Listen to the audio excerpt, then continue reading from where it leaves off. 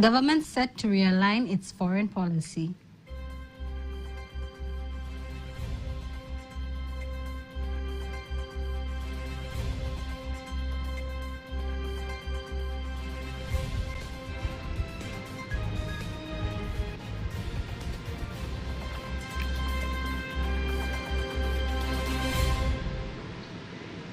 Thank you very much for joining us. I am Teddy Mparinyanga. You can also follow us live via YouTube channel TBC Online and also get all the latest news through our Instagram, Facebook and X pages at TBC Online. President Samia Suluhu Hassan has directed the Zanzibar's business community to put an end to clove smuggling, as the illicit habit has been depriving the government of its rightful revenue, which in turn is crucial for the development of the social services. President Samia has given the directive during the opening ceremony of the Zanzibar State Trading Corporation ZSTC investment building in the island of Pemba, insisting that the clove crop is the Zanzibar's leading export crop, demanding transparent trade process. Here's the report by Gervas Motabella, read by Faida Gaga. The launch of the investment building makes the Zanzibar State Trading Corporation ZSTC increase its revenue and reduce the financial independence of the revolutionary government of Zanzibar. During this important event, President Samia uses the opportunity to warn farmers to put an end to clove smuggling, as the dominance of the crop in the island demands a transparent business process. Cloves is our staple crop. As I mentioned earlier, 65.5 or 8% of our foreign sales come from cloves. Therefore, if we illegally export it, we are damaging our own progress. If we wish to see roads being built, then the income generated from cloves will be used to build those roads. Let me urge you to use the right channels in conducting cloves business, because cloves is the most important crop in Zanzibar. Furthermore, President Samia urges the clove farmers to continue producing the crop and ensure they meet the international market standards, as Zanzibar has already built a reputation in the global market. That is why it was built in Pemba Island. This is because most of the cloves come from Pemba. The cloves that is sold will be stored in clean and modern warehouses.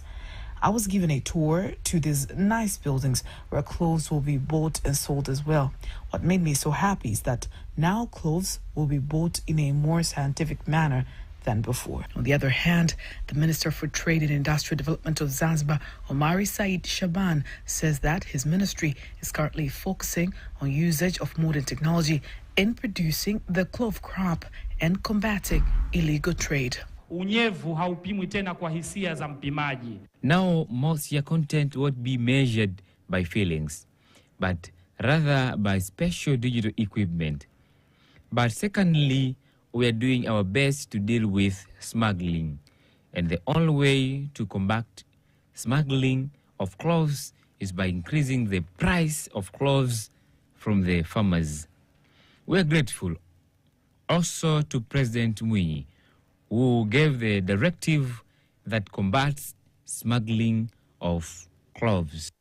Zanzibar has been famous for the clove crop production since the 19th century, whereby in 2022, the sales of the crop reached 118 billion shillings, which is equal to 65.6% of all crops traded abroad.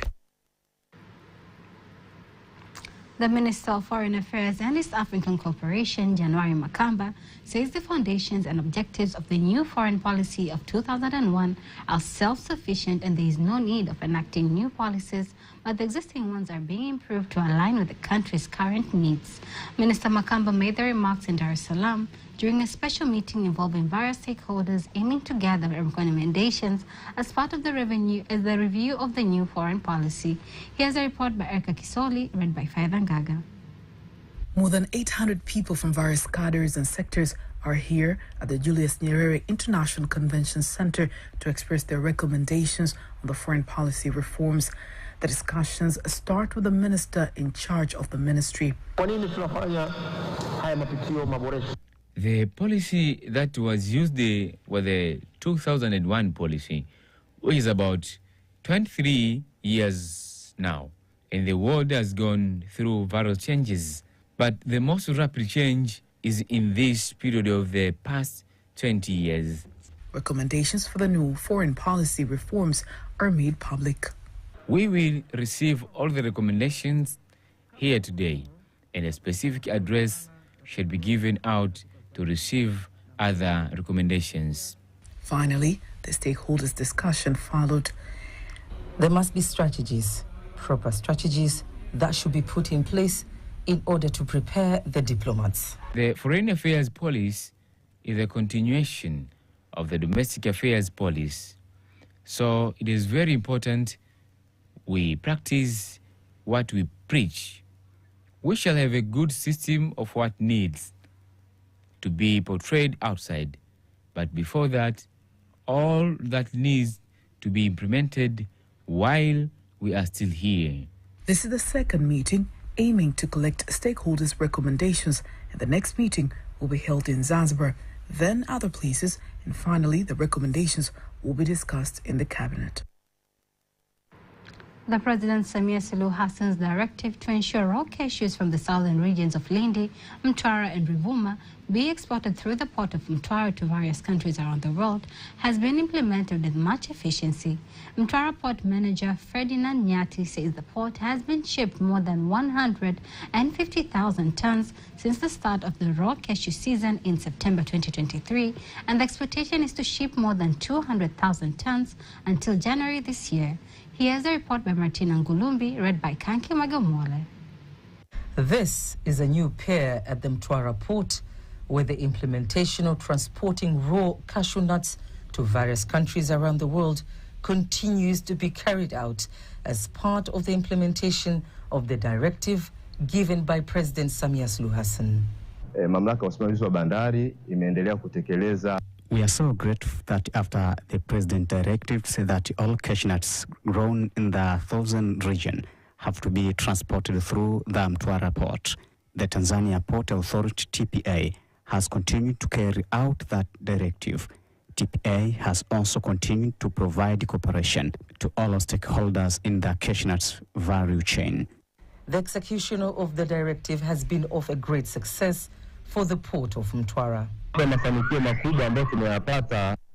of the biggest achievements so far is that we have saved more than 1.5 tons. We expect to have saved more than 200,000 tons to different countries by the end of January. We are grateful to the government for the investment they have done to this port. What about the number of ships arriving and the expected services at the port? We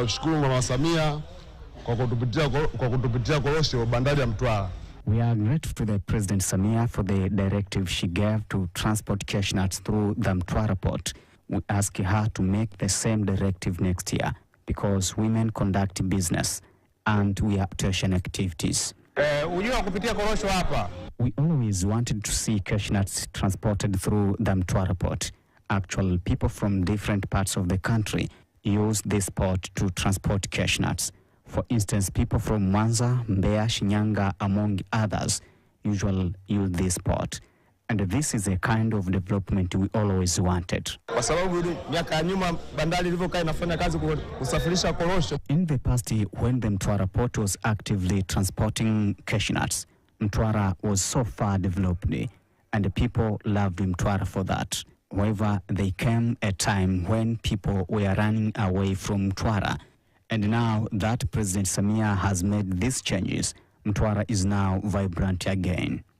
The government has invested 157 billion Tanzanian shillings for the construction of the new pier at the port of Mtwara, which boosts the port's cargo handling ability from 400,000 tons to 1 million tons per year. The Tanzania Ports Authority, through the Dar es Salaam port, have served 990 ships in the period from July to December in 2023, which is equivalent to 123.6% of the targeted goal to serve 792 ships, insisting the increase is attributed to the positive strides made in the economic diplomacy. Here's a report by Ismail Bugudha, read by Fabian Gaga. The doors of the Dar es Salaam port are open, and now the port can boast of exceed what was previously set at the financial goal in the last half of the year 2023. In the period from July to December 2023, TPA had set a goal of saving 792 shipments, whereby December 2023, we had already saved 979 shipments, which is equal to 123.6% compared to the goal, meaning we have fulfilled the 100% and we also went more by 23%. The report indicates that the Port of Dar es Salaam has served more than 500 containers in the last half of 2023, which is an increase of 2.8% compared to the goals set for themselves. The Director General says that it is a great opportunity for the investors. But also, with the increase in various industries due to the investment policies in our country, both domestic and foreign, all these have led to the presence of very large load that passes through this port of Dar es Salaam. The construction of a Butimba water plant, which is the strategic project for the Mwanza region, implemented by the government at a cost of 82 billion shillings, has reached 98% and is expected to put an end to the challenge of reliable access to water in the city as well as in some neighboring areas. The Parliamentary Committee on Budget, led by its chairman Daniel Silo, has inspected the project and expressed satisfaction with the progress made so far, while the Minister of Water, Juma Aweso, instructs the Mwanza Urban Water Supply and Sanitation Authority, MWASA, to speed up the water connection process to the public. Here's a report by Moses Matthew, read by Kanki Michael Mole. The construction of the Butimba water project in Mwanza region, implemented by the government at a cost of 82 billion Tanzanian shillings, has reached 98%. The source, that will produce 48 million cubic liters of water per day, is expected to improve the availability of clean and safe water in Mwanza city, as well as some areas of Magu and Misungwi districts. Maji yameshaanza kupatikana kutoka kwenye hicho chanzo. The water has started to flow from the water sources, shall reduce the water shortages in Mwanza and its neighboring areas. The Parliamentary Committee on Budget, led by its chairman Daniel Silo, has inspected the project and expressed satisfaction with its implementation. We congratulate the government on this large water project, which approximately cost 82 billion Tanzanian shillings. And we, as the committee monitoring the country's economy in terms of budget performances and its implementation, we are satisfied with the good work that is going on here in Butimba. On the other hand, the Minister of Water, Juma Aweso, gives instructions aiming to improve the access to clean and safe water in Mwanza city. Once the project is completed, there should be no need for people not to be connected with water.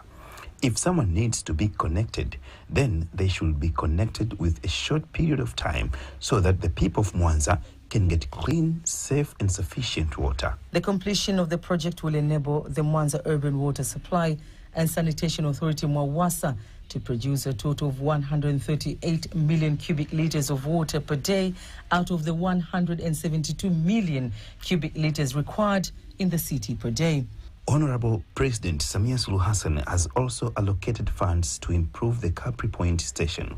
But at the same time, there will be a second phase of improvement in Butimba, of which, after its completion, we will have sufficient water until the year 2050. The new Butimba water source project will enable more than 400,000 residents living in the southern areas of Mwanza city, as well as some areas of Magu and Misungwi districts, to have a reliable access of clean and safe water.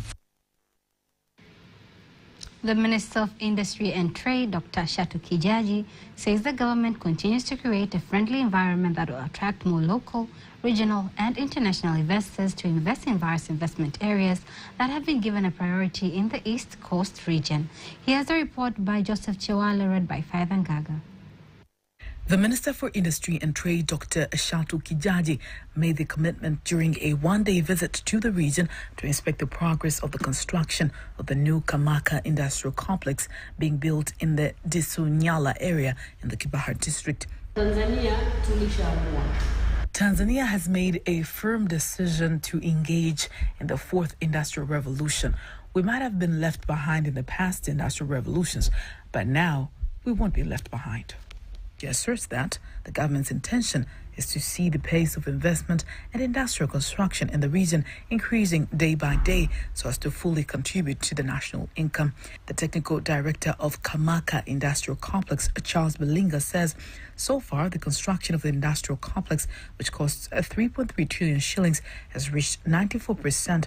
And when it is complete, it will have 202 factories, while the Coast Regional Commissioner, Abubakari Kunenge, urges the government to speed up the construction of road infrastructure to the complex. These roads have the capacity equivalent to the main roads, and their plan is to improve these roads and construct them using concrete. The road will be wide and capable. The road will be wide and capable of carrying lorries that carry containers. Maswa Game Reserve is a spectacular open plain and a home to the big five, that is African elephant, lion, leopard, buffalo, and rhino. Nestled in the vast and secluded landscapes of Tanzania, Maswa Game Reserve is a hidden gem teeming with diverse wildlife and offering an unparalleled safari experience. Kanki Magamola has more on this classic savanna acacia.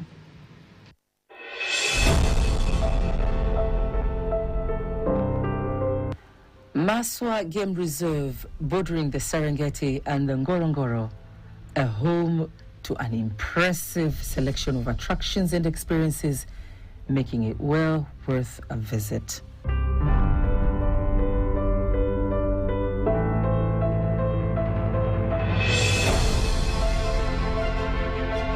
Maswa is an extraordinary, beautiful area.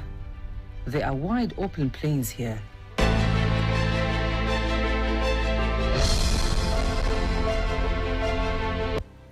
Rolling hills covered its thickest, and rocks are intercepted with seasonal dry rivers containing permanent waterholes.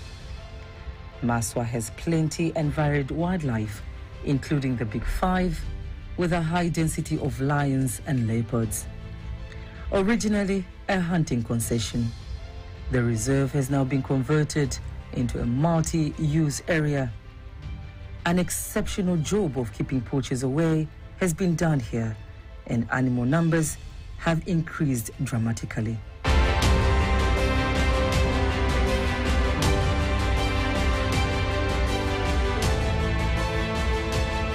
Maswa is one of the most important buffer zones, separating villages to the west from the National Park of Serengeti. Maswa Game Reserve is a superb destination. The varied landscape and proximity to the Serengeti National Park makes this a premier destination, satisfying everyone's sense of adventure.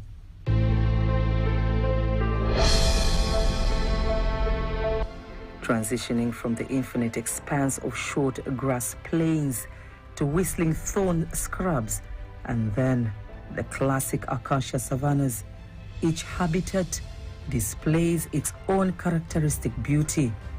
Escape to an extraordinary journey into the heart of untamed wilderness at the Maswa Game Reserve. Welcome to Maswa. Welcome to Tanzania.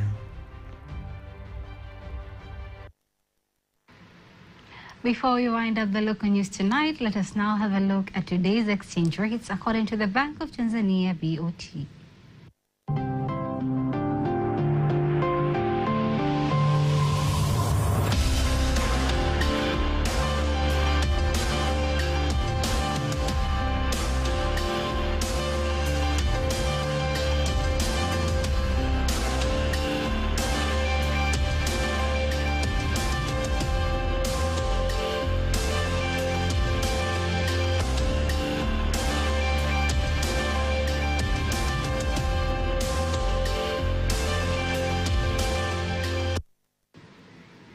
Don't miss TBC News every weekday to know all the latest in exchange rates. Stay tuned for all the latest in international news.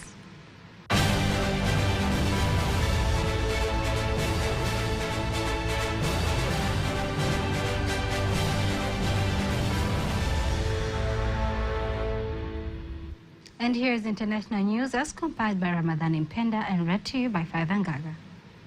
15 people died on Tuesday morning after a 14-seater commuter bus they were traveling in collided with a bus at Twin Bridge area along the Nakuru-Eldoret Highway in Kenya.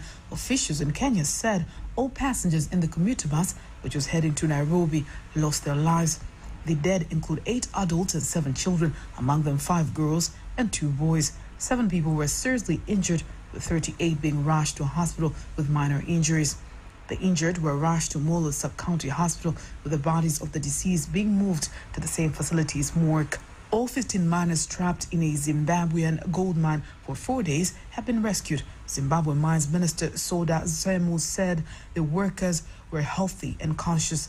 The Red Wing gold mine, owned by Metalon Corporation in Penhalongato village, located 270 kilometers east of the capital Harare, caved in after the shaft collapsed on Thursday last week. Mine accidents are not uncommon in Zimbabwe, and officials said that an earth tremor might have caused the accident.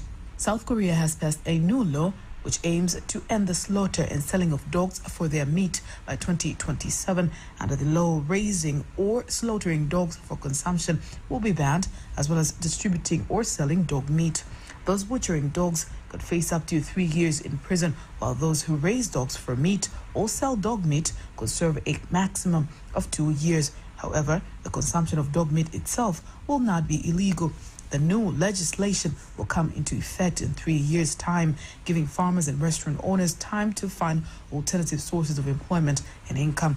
According to government statistics, South Korea has around 1,600 dog meat restaurants and 1,150 farms in 2023. French President Emmanuel Macron has appointed 34-year-old Education Minister Gabriel Attal as his new Prime Minister. Attal, a close Macron ally who became a household name as president's spokesperson during the COVID pandemic, will replace outgoing Prime Minister Elizabeth Borne, who resigned after 20 months in office. Attal will be France's youngest Prime Minister in modern French history. That was international news. Sport news up next.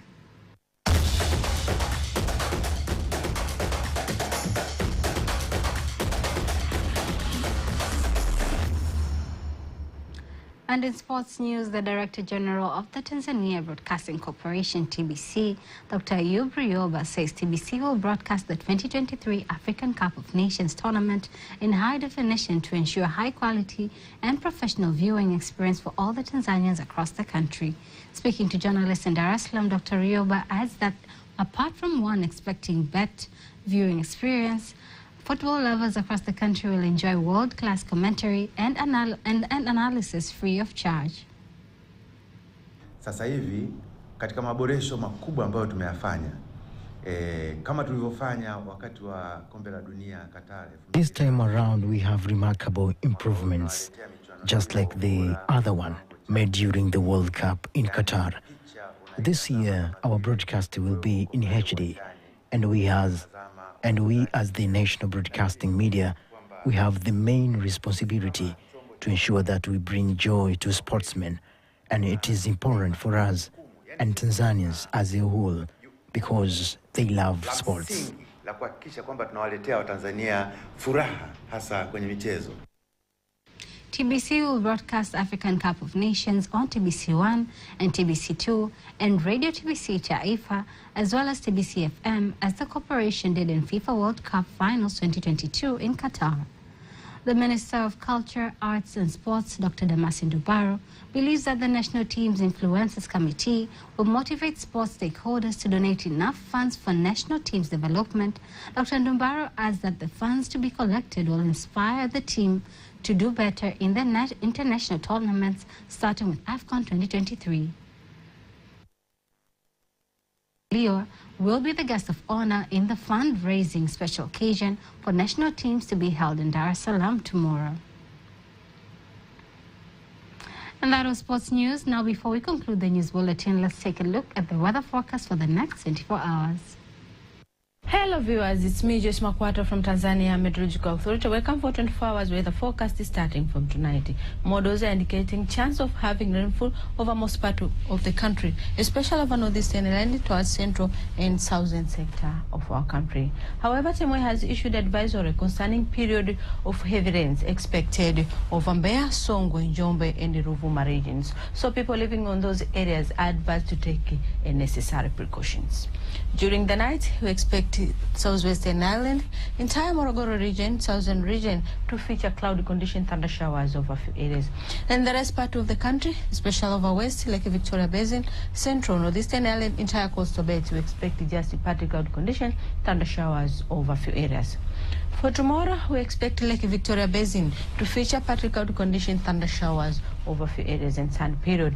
While over northeastern island, central, western, entire coastal belt, we expect cloudy condition, thunder showers over a few areas and sun interval. Southwestern island, together with Morogoro region and Ruvuma, we expect cloudy condition, thunder showers over some areas and sun interval. And now let's have the next 4 days weather forecast.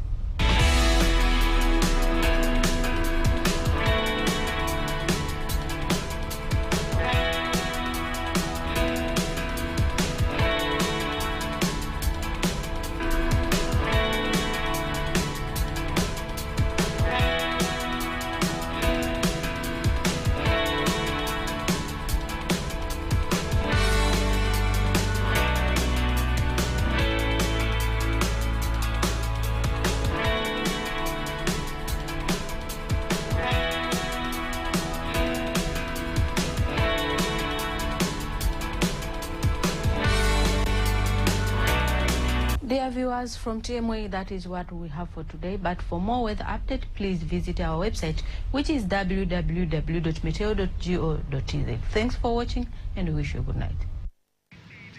That marks the end of our news bulletin for tonight. Don't miss our next bulletin in Kiswahili at 11 p.m. On behalf of the whole team, I am Teddy Mparinyanga. Have a lovely, lovely night.